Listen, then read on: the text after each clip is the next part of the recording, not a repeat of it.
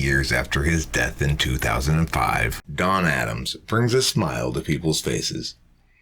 Older folk probably remember him as Inspector Maxwell Smart of the TV sitcom Get Smart. As much of his later work was in providing voiceovers for cartoons, younger people more likely remember him as Inspector Gadget. Regardless, perhaps the most notable of Adams' qualities is that voice. It's a voice that sounds something like this. Talking with famous people. Don emerged from his mother Consuela on a blustery and inauspicious day in Manhattan in 1923, Friday, April 13th. He would be the first of two sons fathered by William Yarmy. Don's younger brother Dick would also attain success in comedy and acting, but unlike his older brother, Dick would retain the risible family name Yarmy. A Marine, Private First Class Yarmy fought at Guadalcanal, one of the bloodiest battles in the entire Pacific arena. He did see action briefly and was wounded. However, it was black water fever, a particularly virulent form of malaria, that found him evacuated to New Zealand, where it took him nearly a full year to recover. 2 years after the war, Don Yarmy married a singer and decided to take on his wife's last name, which was Adams. Well, it was her stage last name anyway.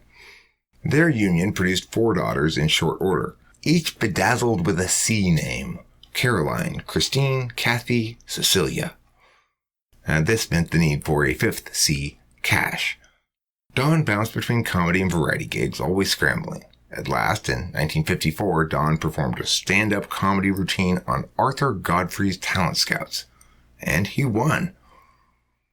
Now, before we close out the topic of oddly named children, it ought be noted that in 1977, Adams named yet another daughter Beige Dawn.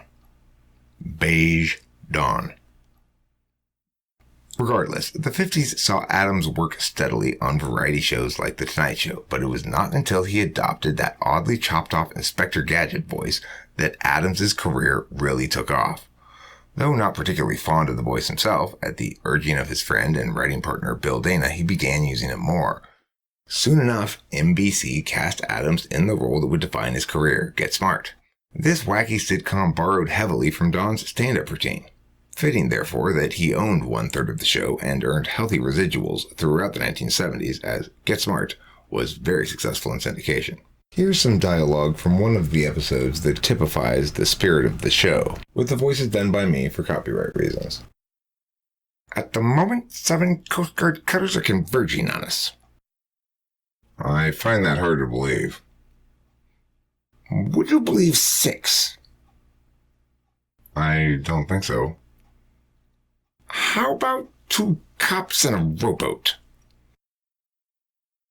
Adams' career rekindled in the 1980s with copious work doing voiceovers for cartoons, most famously the aforementioned Inspector Gadget. The cartoon, though certainly inspired by Get Smart, took on a life of its own as the more cartoony possibilities of animation were explored in various show and movie incarnations from 1983 all the way until 2004. The sad ending of Don Adams. The truth is, Don Adams was an inveterate gambler and led a troubled personal life. In his later years, Don's family was rather scattered, 7 adult children and 3 failed marriages. Bill Dana, Don's longtime friend, came clean about the reality after Don's death. Quote, he could be very devoted to his family if you reminded him about it, but Don's whole life was focused around gambling. Unquote.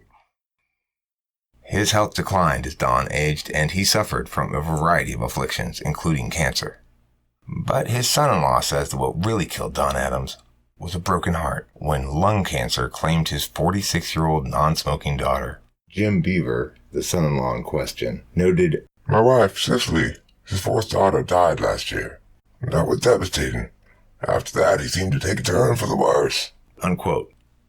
And so it came to be that when the sun rose on September 26, 2005, for the first time in 82 years, Don Yarmy Adams missed it by that much.